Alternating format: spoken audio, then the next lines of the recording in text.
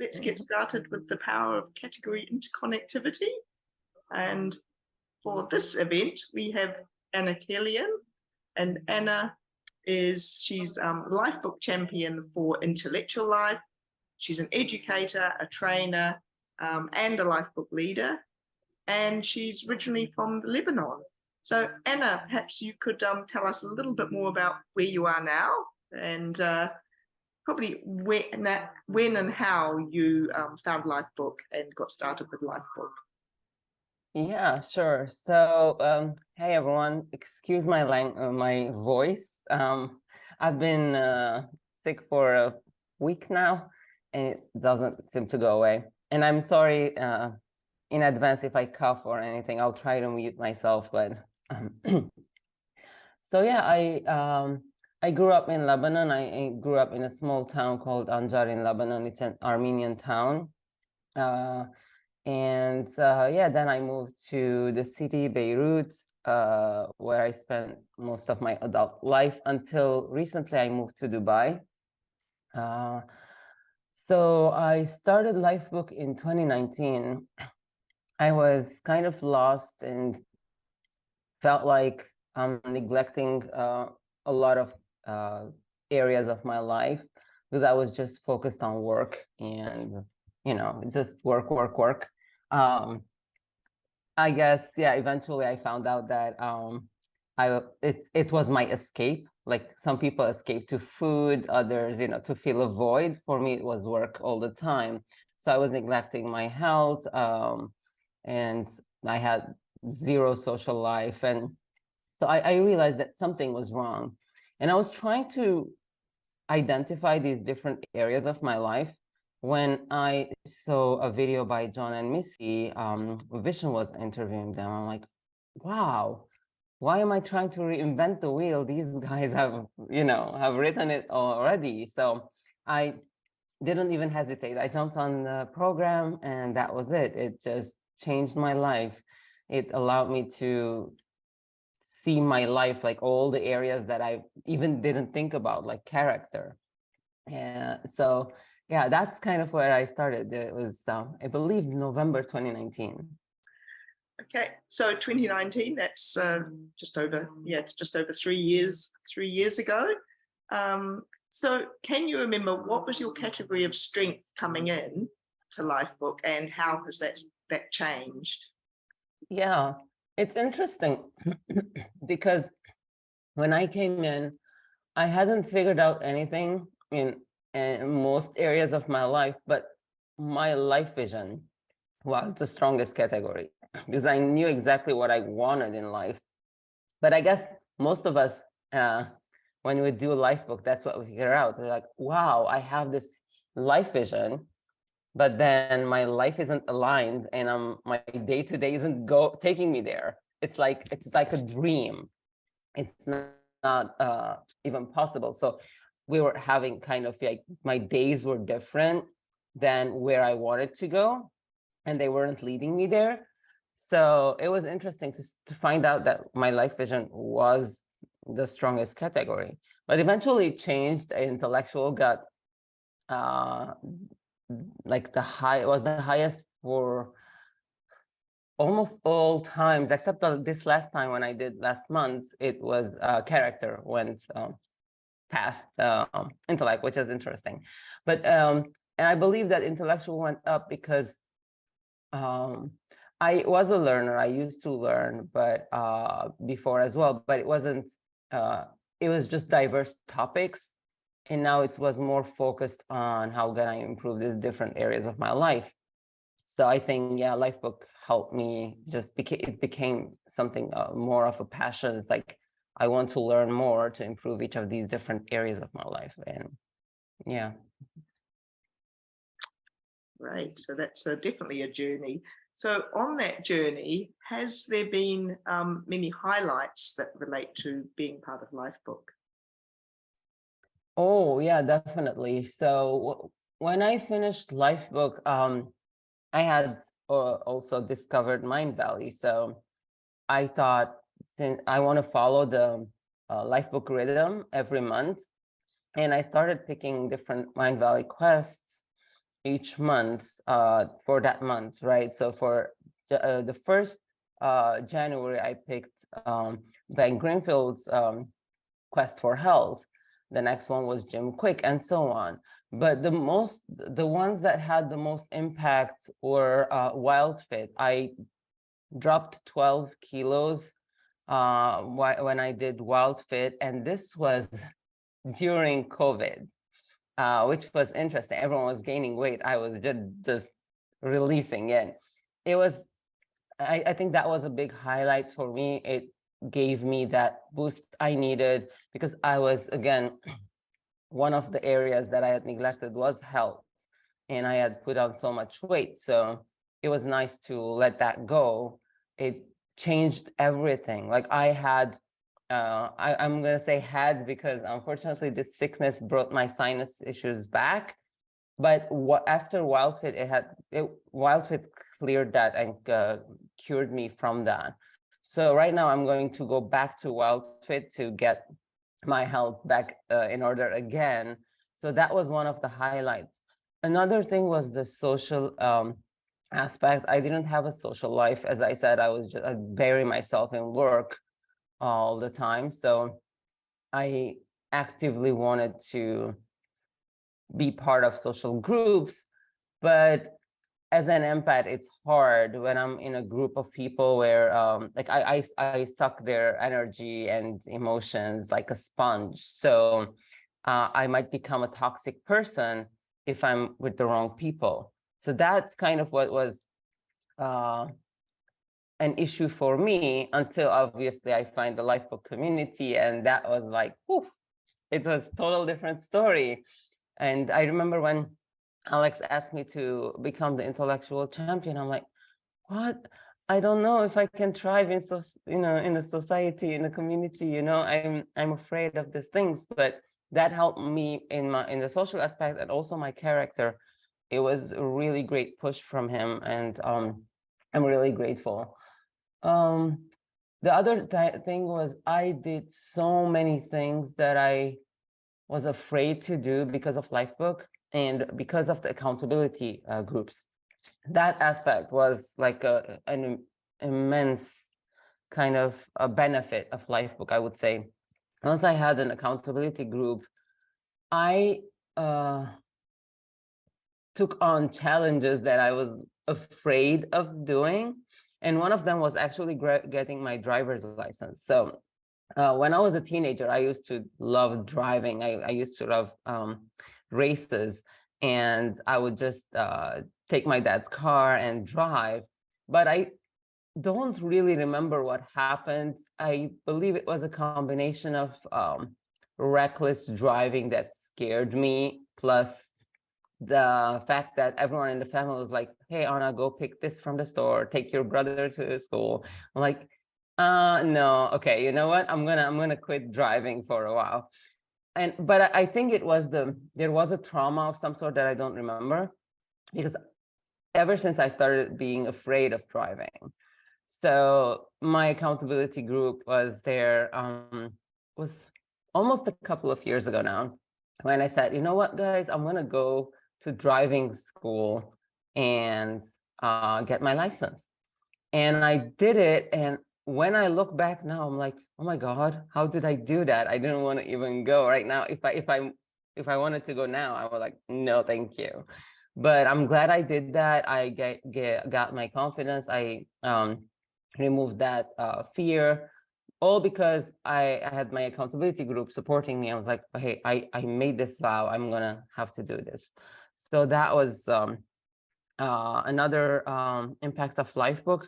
Oh, and oh my God, career-wise, I grew so fast after Lifebook in my career. I had the courage to ask for promotions. I had the courage to take on new challenges and prove myself, and both growth in terms of position at work, and also in terms of financial. I went to 6 figures, which was a dream of mine. So that was a huge thing. And obviously, I kind of also took that to the next stage. So I'm launching my new business here in Dubai, called Rise and Eagle. It's a coaching business, and I'm also launching a community for solopreneurs and freelancers to support each other, because as I was struggling as a solopreneur myself, like want support and accountability. So the Eagle's Nest is something I started last week, actually. So it was a few weeks ago. So yeah, Lifebook really helped me get all of this moving forward. And I became a Lifebook leader as well. So I'm an advocate for Lifebook because I saw how much it changed my life in just a matter of 3 years. I'm a totally different person just because of Lifebook.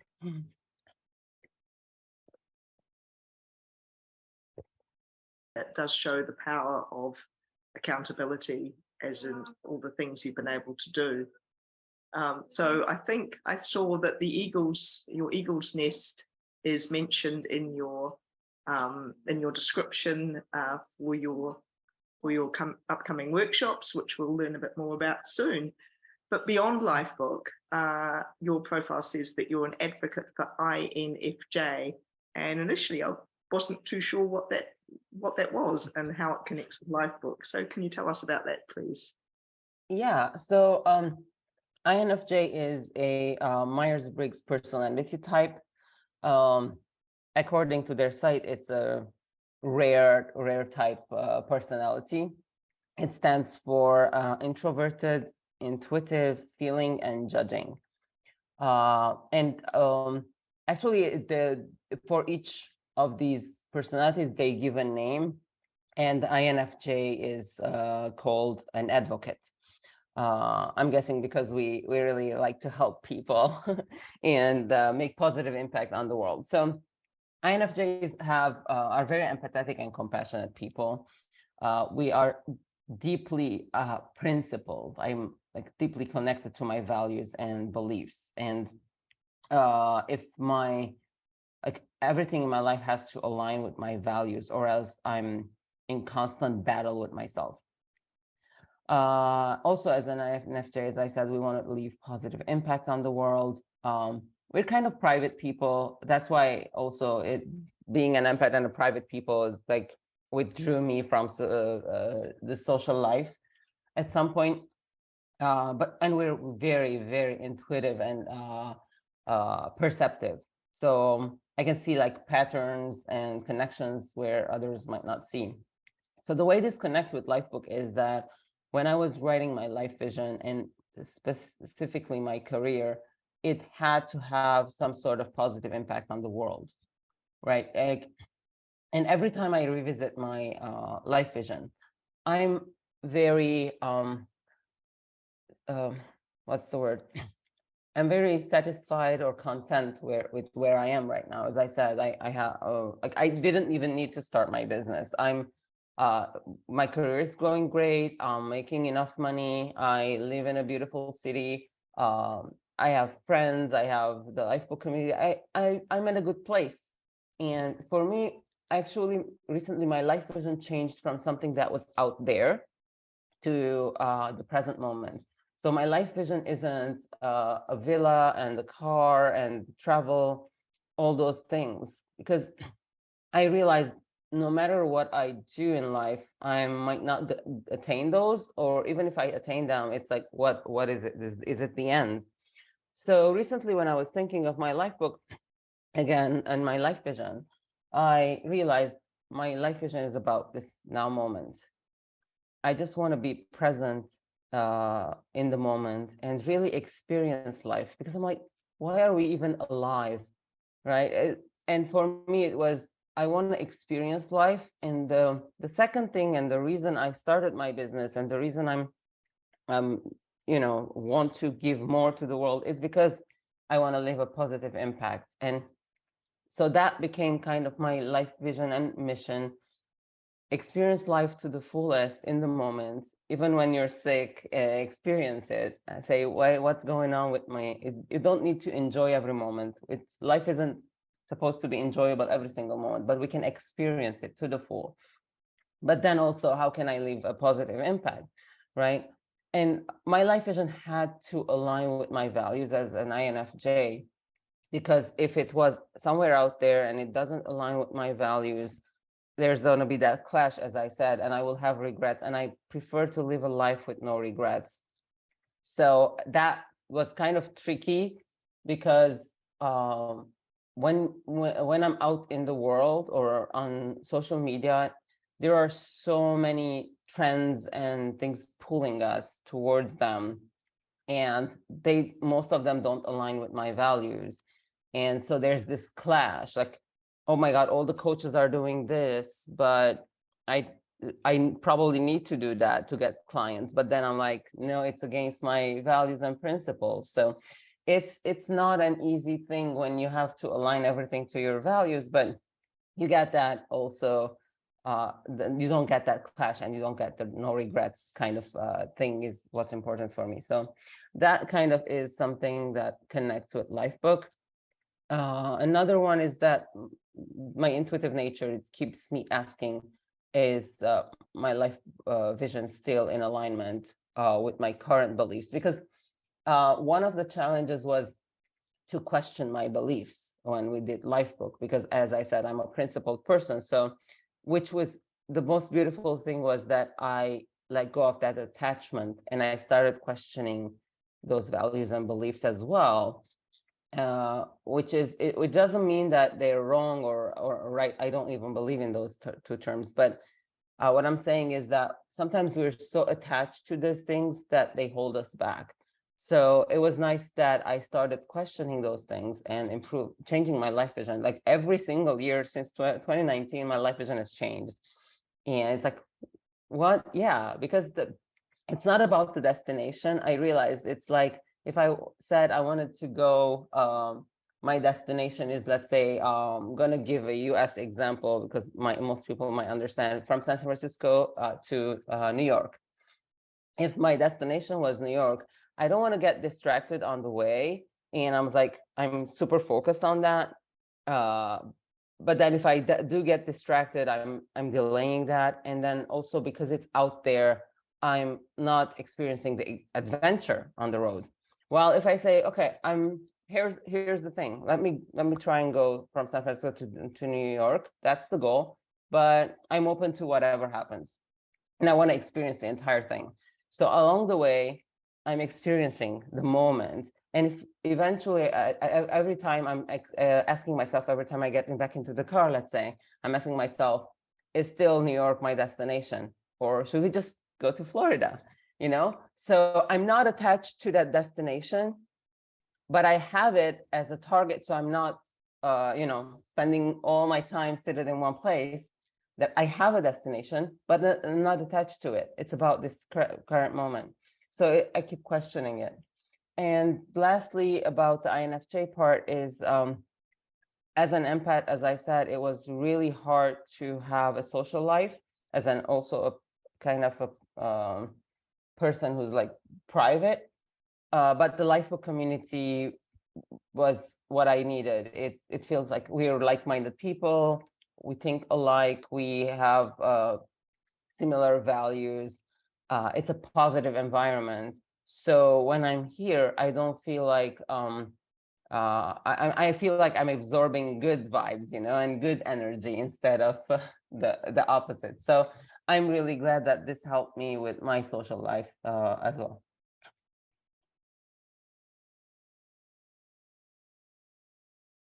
Yeah, the Lifebook community is it's so much easier to make that connection, because there is so much in common, not just in being on the Lifebook journey, but also having that, that positive way of looking at things. And I do love how you review your life vision all the time, and that sense of creating a deeper version of it through it being about now, not about the future quite so much, but about where you are now, and ensuring that you're actually here now, and embodying the journey as you go. So I love that. Yeah. So that kind of leads quite well to my question about, as an educator, how important do you see having a rich intellectual life, which you obviously have? Oh, thank you. So it's interesting. I'm going to start with a story here. Intellectual, as I said, wasn't my strongest category coming in, but it was the strongest aspect of my life when I was a kid, before I went into work, and work became everything for me. As a kid, I used to read. I read every book in the library of the house where I grew up in, and I also read. I remember we had encyclopedias. I read them all, and also the dictionary. So people would call me the walking, talking dictionary or encyclopedia, because I thought I knew everything. I'm like, I read the encyclopedia, and I knew a lot of words. But then they introduced the internet into our schools and homes, and I'm like, oh my God, I can't keep up. I know nothing. So that's when I discovered that it's like there's so much knowledge out there that we don't know. And at the beginning, it was very hard. For a few years, I was trying to learn and read a lot, because I thought that I need to learn everything, until at some point I said, Anna, you can't do this. You're gonna kill yourself. Get out of the books, So that's kind of where I was when I started. But then, because I love learning, I also wanted to teach people. And also I taught people how to learn, because that's something people don't know, like how to study, I should say. It's really important. But having that, like being a lifelong learner and having that rich intellectual life, as you said, was important as an educator, because it gave me broader perspective. So if I asked something to like a student, how do you do this, and they gave me an answer different than what I knew, I was open and curious to learn more, instead of saying, no, that's the wrong answer, because it doesn't limit you if you're reading from different people, from different eras, from different cultures. So that's why I was open to all the religions and everything, because I wanted to have a broader perspective, so I can understand people more, and especially my students. So it helps you to inspire and engage your students. When you're giving examples, it's not like one example from your life. You're giving examples from cultures, from history, right? And because you have a broader range of knowledge, and you can draw from that when you're explaining things to students. I felt better equipped when I did I remember I used to do homework more than the students, just so I can tell them more, not just focus on what was in a textbook, right? So it also helped me with the Lifebook community. I wanted to interview more people at the beginning, especially when I did the Lifebook stories, because I want to learn more. My aim is always to learn, and I believe that teaching is also a best way to learn yourself. So that was important. Another thing, yeah, you become more innovative when you have a broader knowledge, a sense of knowledge, and you become more responsive to people's needs. If someone wanted something, I remember every time someone asked me to do something, and this is something that shifted, but as an educator, I used to like if someone asked me something, I would just help them find the answer, or I would find the answer and give it to them. And I remember people texting me, it's like, Anna, how do you do this? And I didn't know the answer. Instead of telling them, go find it here or read this book, I would actually go do the research. And at some point it was time consuming. And I was like, Anna, you're not enabling them. So that's why I shifted to being more of a coach and a guide and an enabler, where I would actually teach them how to study or where to find the information, instead of coming to me. And it was hard when people were like, we asked you what a word meant. You gave us the answer. Now you're telling me go check a dictionary. But that's, you know, the shift that happens, so I can enable them. So it's tricky, because when you know the answer, you want to give the answer, right? We want to help people. But it also, something I learned is that, you know, there's this saying where they say, don't give a man a fish, teach them how to fish. But for me, it depends. So I ask myself this question. I say, is this person starving? Because if they're starving and I teach them how to fish, and fishing is like, it needs patience, and they're gonna eat me alive, you know, they're starving. So give them the fish, then tell them, hey, you like the taste of that? I'll tell you how you can actually get your own fish. That's when you teach them. So it depends on the situation. If someone's ready to learn and they are willing to be patient, you go and teach them how to fish. But if they're starving, don't try that.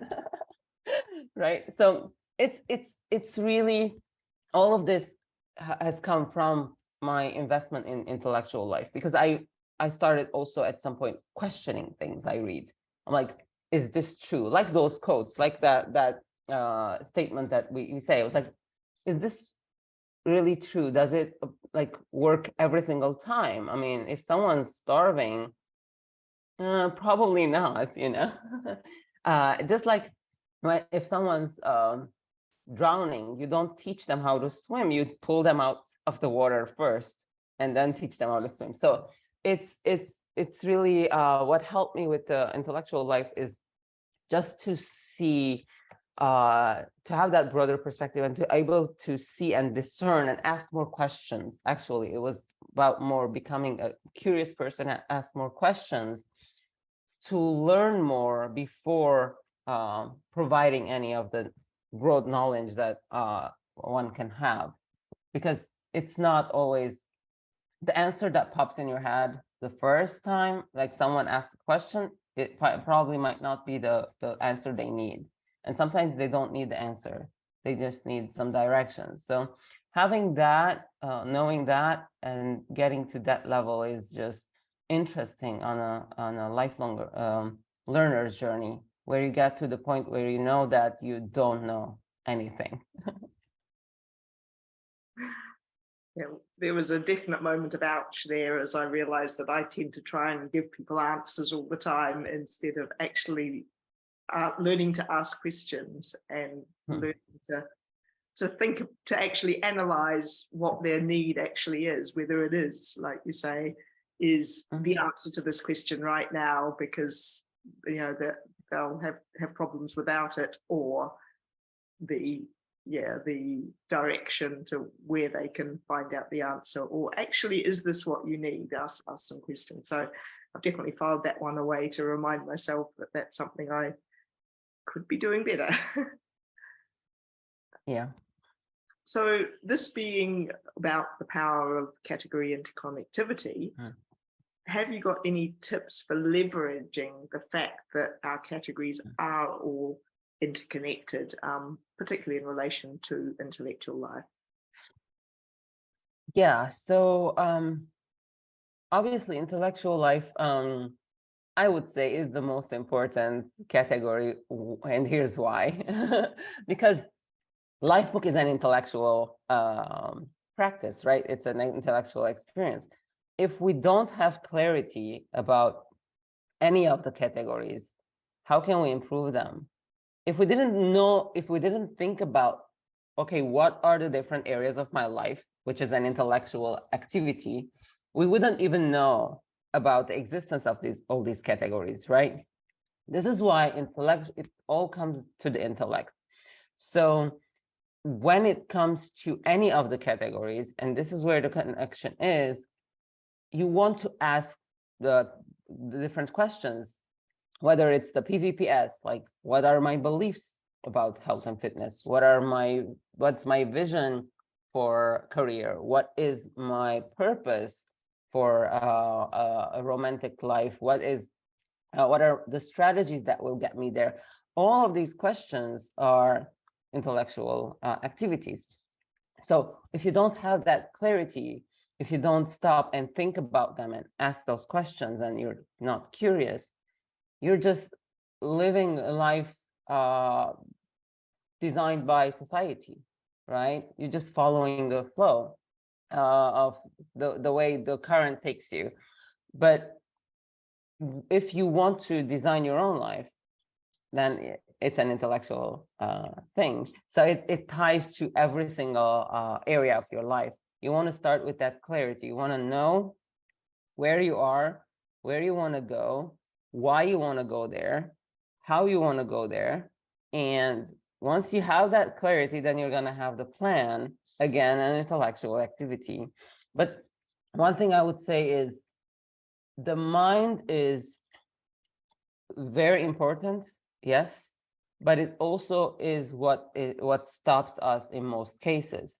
So once you get that clarity and once you put the plan in place, you want to make sure that it aligns with your life vision and that you have that clarity. It doesn't mean you have all the answers.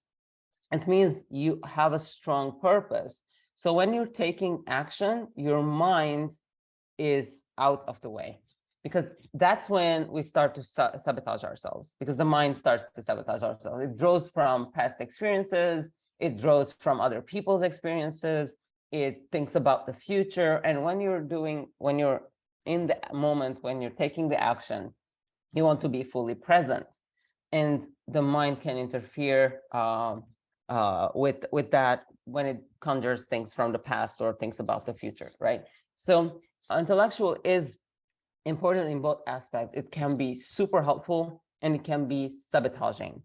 So it's always connected, it's always there, but you have to be mindful. Another aspect is we try to learn, like every time, what are we doing each month of the life, when we're doing the Lifebook categories, right? For example, last month it was health and fitness.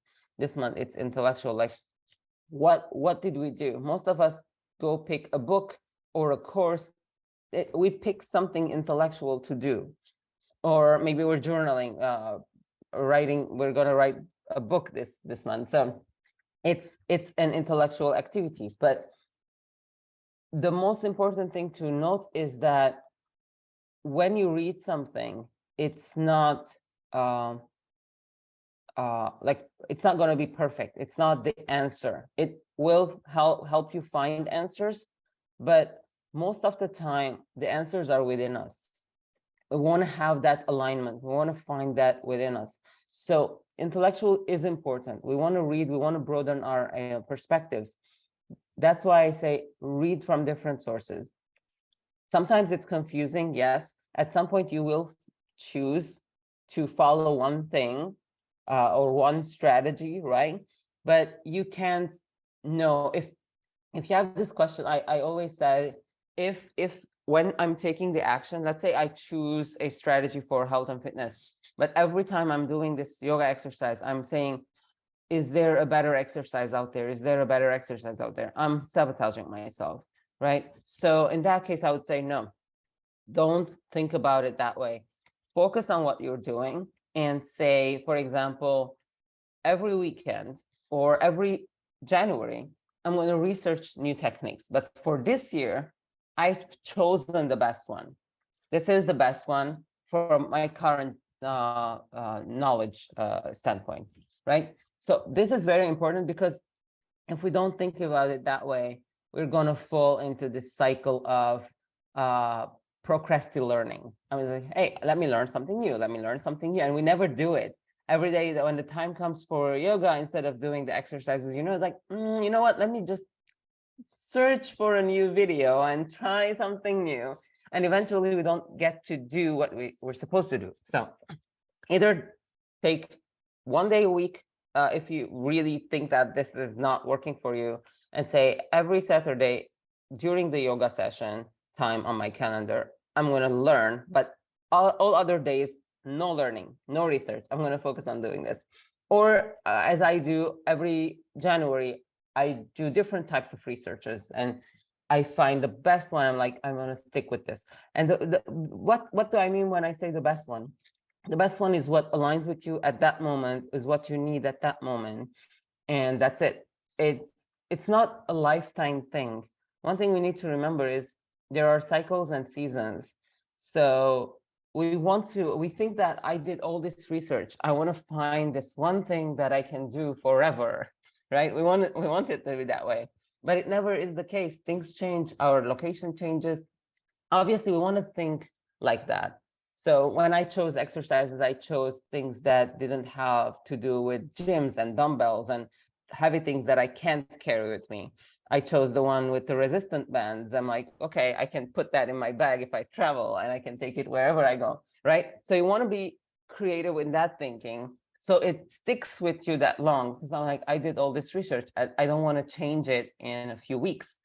But it doesn't mean that it's forever. This is why I like that we revisit each category each year for 1 month. And I can revisit and say, was that working for me? It's not working for me.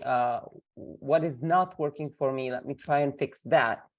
So another thing is in this culture, we throw things away. We don't try and fix things. We just, like, oh, this strategy is not working. Let me find a new one.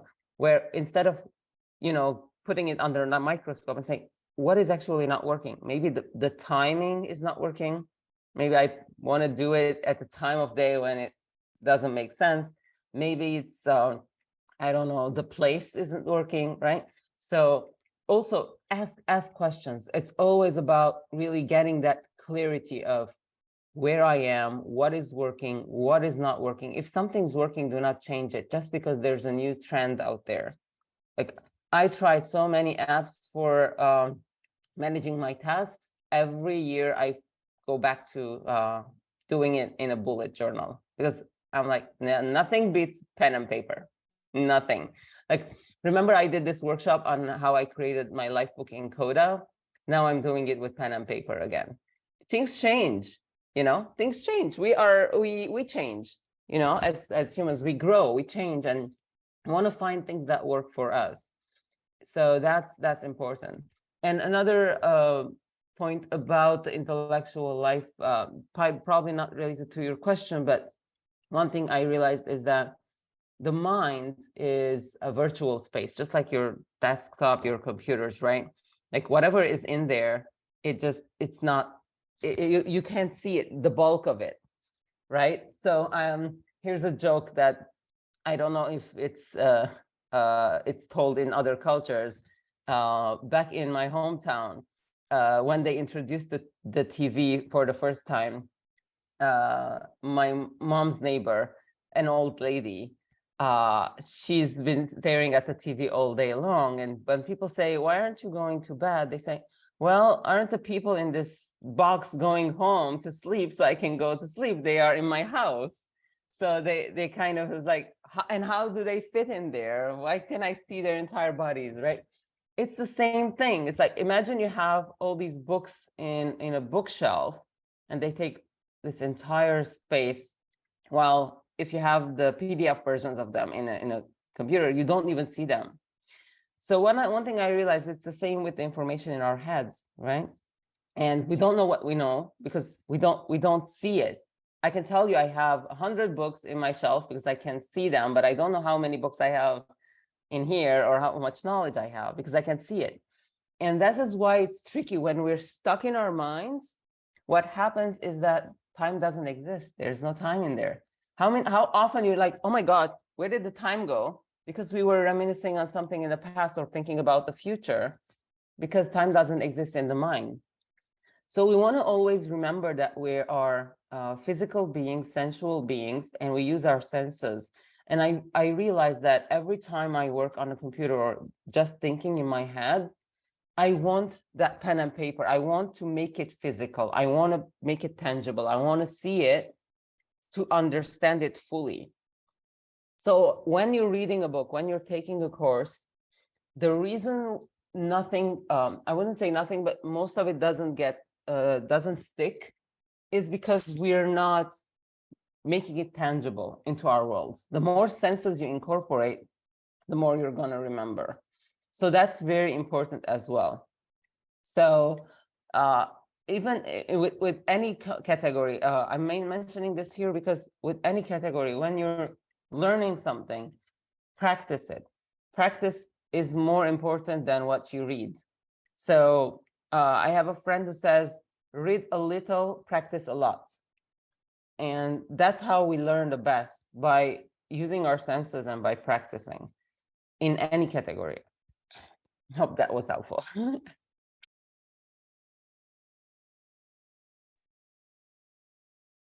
But to that, yeah, wanting to get on to the next shiny thing, you know, the grass is always greener, but definitely a good reminder to practice what we're learning and to take action, because otherwise, yeah, we're just going on input all the time and don't know what. Yeah. One thing I want to mention here is that what I've observed between Lifebookers is that there are I wouldn't say two types of people, because we change, as I said, but there's two groups I've seen is when one of the groups is just learning, constantly learning. Like I said, I did Lifebook in 2019. Since then, I've made all the progress that I shared, all the things I did, all the progress I made, like getting the driver's license, getting my business moving forward, and so on. It was based on action. I could have done even more if I didn't invest in some areas only on learning. And there are Lifebookers who are only learning. Like every month, they're like, yeah, intellectual month, let me learn something. Social life, let me read about it, you know?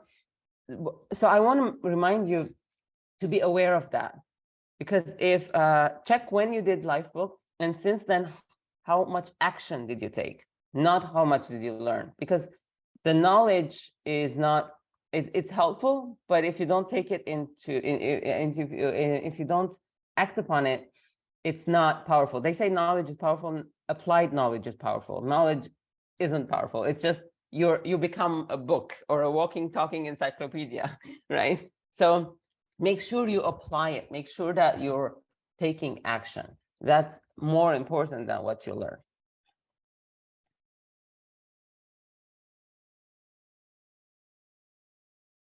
With the intellectual life workshops starting up in February, we'll be able to look at starting to take action and moving into these ideas. So I don't know if anyone's had a look at the different workshop possibilities that Anna has put up, but it would be really cool if you could give us a bit of a sneak peek into what are the options for the coming month and what challenges you have in place for us. Yeah, for sure. So it's a good segue from the previous topic, because for me, Intellectual Month every year is about action. It's not about the learning, it's more about applying or the intellectual output, let's say. Last year, we did a clarity challenge where we actually took a look at our digital spaces and our mental spaces and learned how to declutter them and organize them and how to take action. And this year, we're going to focus on actually identifying what is in our brains. We're going to do a huge brain dump, because a lot of us know so much and we've learned so much throughout the years, but we don't know that we know that. And every time when we're talking about a topic or faced with a topic, we're like, "Ooh, let me go and read more about it." I'm like, "No, let's see what you have in the back of your head first." So that's kind of what we want to do today, this year. So we're starting actually tonight. So it's January 31st here, and it's almost 9 a.m. We're going to start tonight with a workshop. It's an interview with Nadia about how to overcome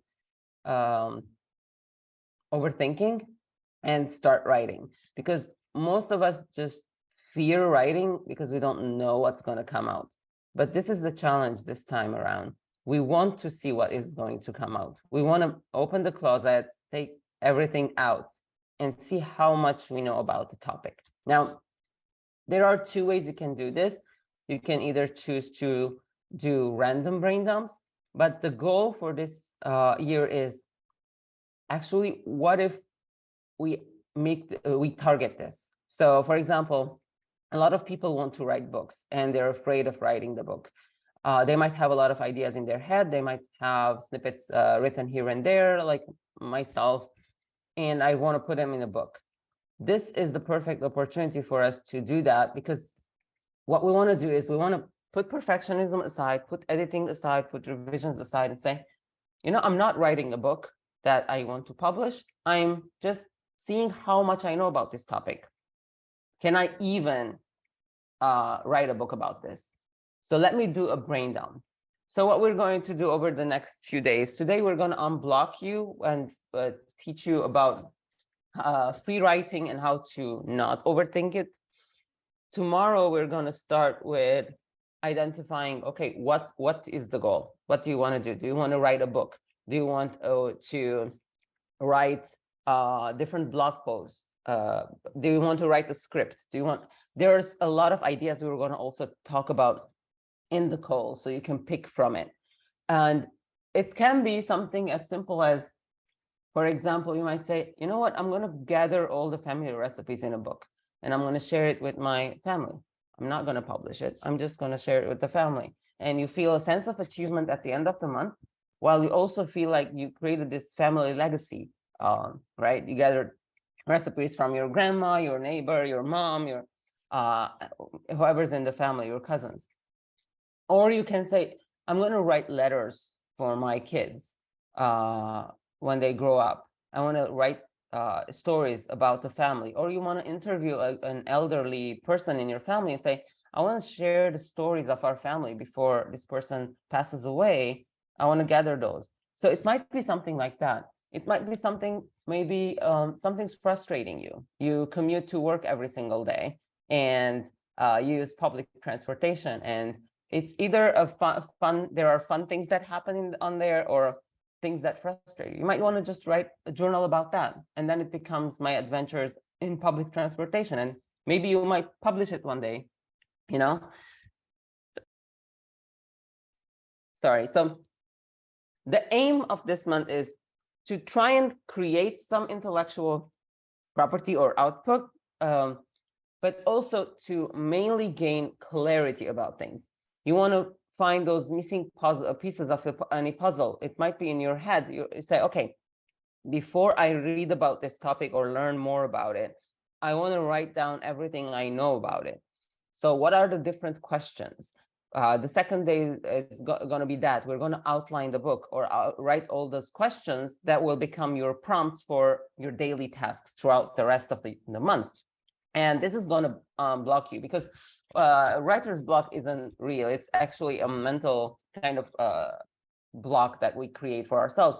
So I want to learn how to, remove that concept from our heads and say, okay, here are different prompts, and they're not random. They're actually, if I write answers to these prompts, actually I will end up with a book, or I will end up with more clarity around the topic.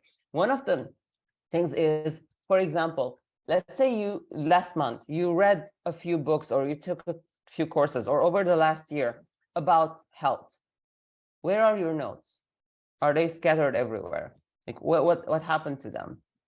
Maybe you want to say, you know what, I'm going to actually write a health book. I want to gather all these recipes I learned from WildFit, I learned from this program, I learned from that program. I want to do a little research as well, and put all of these recipes in a book.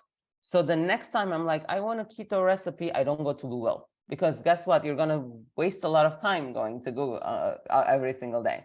But what if you actually turn your knowledge, what you learned throughout the years, into these books, just like we did with Lifebook? You can even redo Lifebook, by the way, this month, and get more clarity on each area.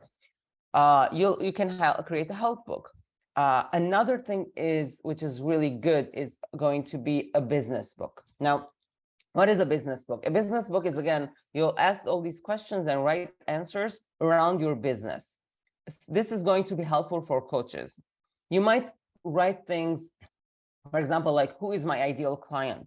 What are their pain points? What are they're struggling with? What are their problems? What do I solve for them? Once you answer all of these, you'll get clarity on who these people are.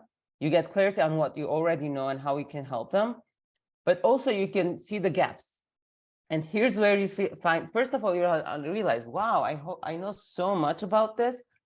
It will help you with imposter syndrome, because we think we're imposters because we don't know that we know enough. But once you put it on paper, I'm like, wow, I have value I can share with people. And this can be helpful for coaches. Then if you identify gaps, you can say, okay, do I want to learn about this and solve this other problem for clients as well? Or do I want to narrow my niche and say, sorry, that's not my area, go to this other person, right? It will help us get that clarity. You can write a quality of life book, like maybe your bucket list book. You can say, these are all the things I want to do. These are all the places, and you can make them, each one of them, a plan for the coming years. And each year you just pick one of them.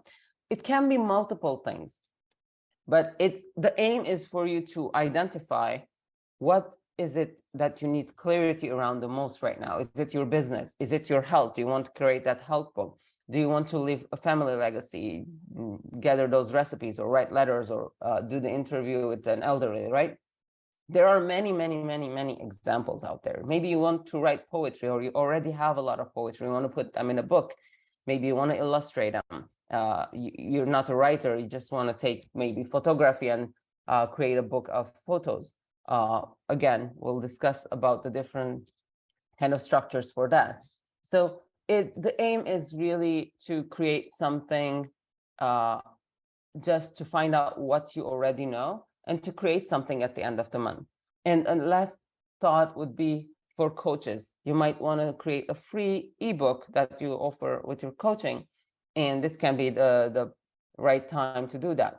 At the end of the month, you might end up with a draft, and that's what we want. We don't want to edit the books. You'll have a draft.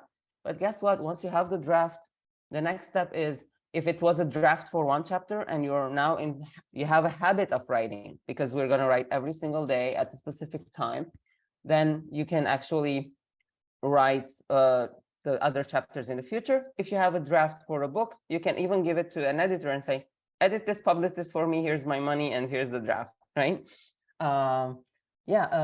Marek, you had a question? Yes, hi. Well, thanks first of all for sharing all this wonderful wisdom. So I appreciate that very much. And I look forward to this month.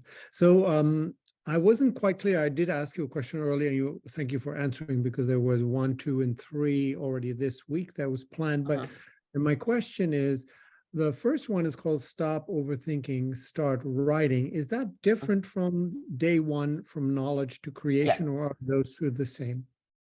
Yeah, they're different. So the first one is an interview. The Stop Thinking one is an interview with Nadia. So it's just one session, and there will be the recording. The following sessions, I'm doing one for APAC. It's APAC friendly, and one for EMEA and US friendly. So I know we have a lot of friends in New Zealand and Australia, and also in Hawaii. So I want to cater for all of them. And I realized, even if I put the recording on for the later folks, it might not be as powerful as doing a live session. So I'm gonna talk about the same things, but there might be some discussions. So I might include the discussions as separate videos with the recording if they were helpful. Great, thank you. Yeah, that first one I might not be able to see. I think I mentioned to you I'm teaching very soon after, so I can't be there. But I'll be there for the other ones. Thank you. Great. Yeah, you can watch the recordings. So the overthinking one, you can watch it on the weekend as well. The order is like day 1, day 2, day 3, and the overthinking can be any time in between them as well, because it will just help you get started on day 4 when you start writing. And I say it's 28-day challenge, but we want to take it beyond that. We just want to make sure it becomes a habit. So no rush. We want to make sure you pick the right topics, you unblock yourself, and you start writing. Do you have a tip? Because I'm writing 2 books this year. Do you have a tip that I pick one, or should I just do both at the same time? That's the tricky one for me as well. I have a lot of I want to understand my business. I also want to write the book. I would say just focus on one right now. Just say, I'm going to write one, finish it, and then write the second one. And when you're done with the first draft, you can say, hey, maybe I can give this to an editor and they can do the rest for me. I don't need to think about revisions or editing. It's just, it can be raw as well. The concept is, how can you ask someone else to help you with these types of things if you don't have that clarity? One of the things that people can write about as well is like, we're solopreneurs like me.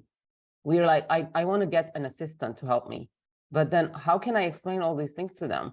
It's in my head, right? I'm like, it doesn't make sense. But if I take that time to write down, okay, this is what I do, and here's how I do it, and here's where I do it, I can give it to someone. It's the same with the book.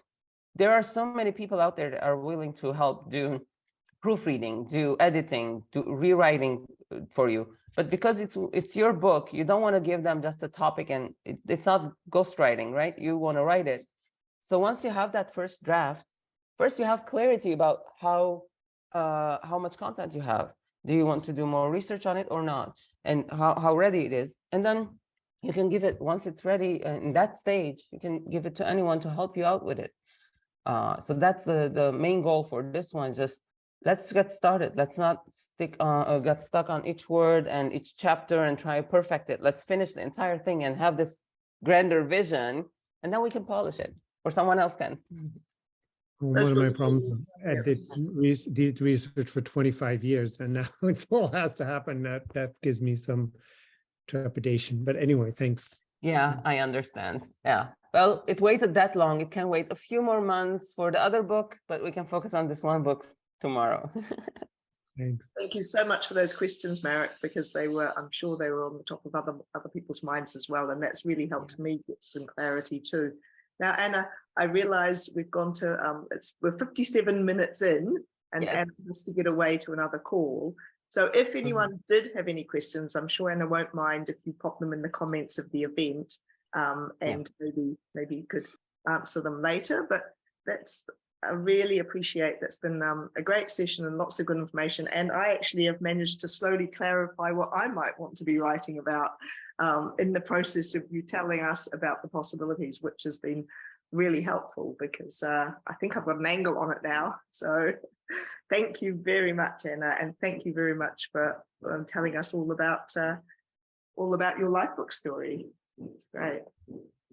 Yeah, you're most welcome. And don't worry again about choosing the topic. We're going to have the different calls this week to really understand the topics and to outline it and everything. So again, no rush. We want to fully experience this. We want to enjoy writing. We want to enjoy this thing. And hopefully at the end, we'll have a finalized product in our hands. So yeah, let's have fun. We will. Thank you so much, Anna. Great to meet with you. You're most welcome. See you.